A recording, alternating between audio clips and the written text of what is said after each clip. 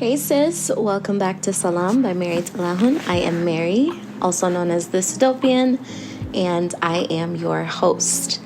Okay. Today is not a heavy episode, but it definitely is an honest one. And I'll say one that might sound a little familiar to your own journey as a mom, as a wife, I don't know. But one that might meet you right in the middle of your laundry pile, or between dinner and bath time, or maybe during your commute where you finally get a second to just be, right? So wherever this finds you today, I pray that it finds you tender. Because I want to talk to you about something real, something I think too many of us experience, but not enough of us say out loud. And that is that my benevolence is running low. And not just in the I'm tired kind of way, but in the I don't know how much more of myself I have left to give type of way.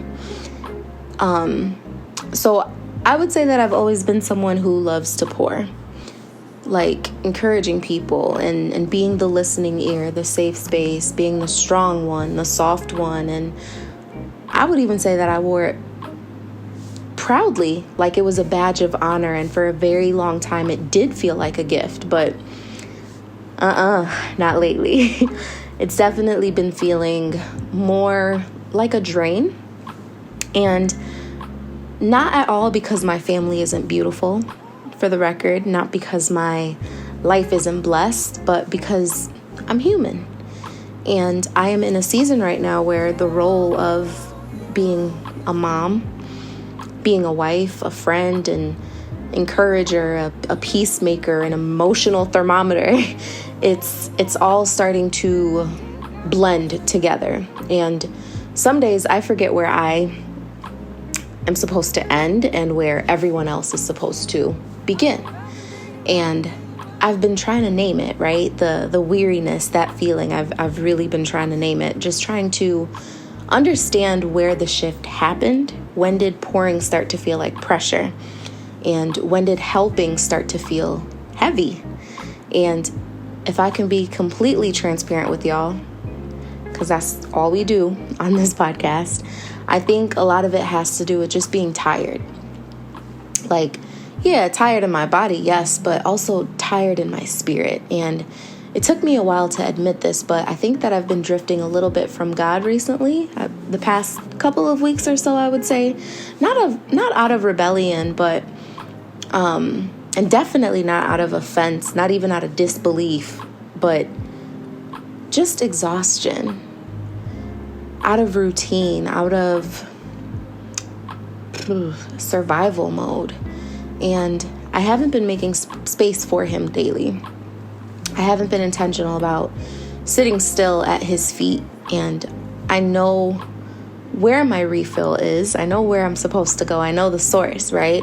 And I know it's where my joy and gentleness and peace comes from. And it's from the Lord. But this season, it's been a lot. I mean, some mornings I wake up and it's just go mode from the jump. Bottles, breakfast, wiping down counters, changing diapers, responding to texts, emails, laundry, checking in with my husband, running errands, showing up for work, and then cleaning again, and then comforting a meltdown that my son is having, or cooking dinner and collapsing into bed, and then it's all on repeat, right? Over and over and over. And while I'm doing all of it with love, I've also felt this quiet aching of, dang, I miss myself, right?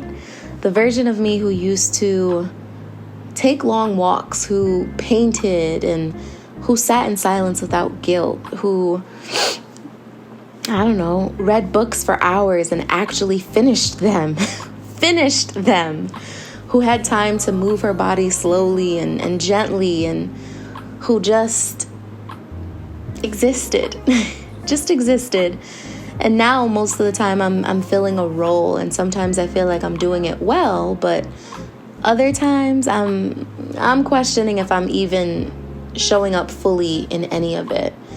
And listen, this is not a complaint by any means. This is just a confession. Because I know someone else is listening and they're probably in the same place too. And I know on this planet, on this beautiful God green earth, I am not alone in feeling this way. And yeah, like, you love your family deeply, you love your life, but you're also tired, and not even in a dramatic way, not in a I'm feeling apart type of way or anything like that, but in a I've been holding so much for so long I didn't even notice I needed to set something down kind of way. You feel me? That's just where I've been. Just needing to exhale, needing to refill, and needing to be poured into without having to be so strong to receive it, right? And I don't know, maybe that's where you are too. But I've had to remind myself lately that God is not disappointed in me. And this was tough. This was probably the hardest part in it. Just even saying those words, that God is not disappointed in me. And that's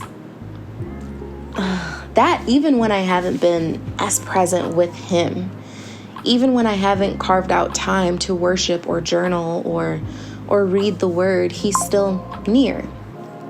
He's still gentle, still waiting, and not with judgment, but with an overflow of grace. And while I know that I need to return to His feet, I also know that He understands the weight that I've been carrying, and He sees the mental tabs that are open in my mind or in my heart, and just the emotional juggling, the physical tiredness. He sees me still through it all. And if He sees me, trust and believe that He sees you too. So if you are in a season when you feel like you are tired, or like your benevolence is fading, like your kindness is getting quieter, your patience is thinning, and your joy feels a little less, reachable, I want you to know that you are not failing and you are not broken. You are human.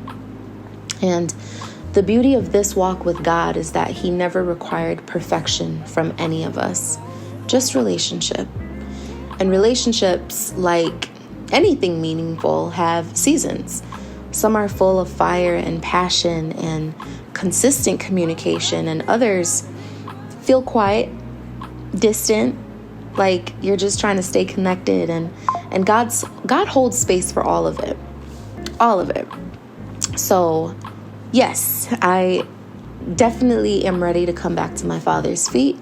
Not because I'm supposed to, but because I miss Him, because I miss the stillness, the clarity, and the peace that I only find in His presence. And maybe that's where this conversation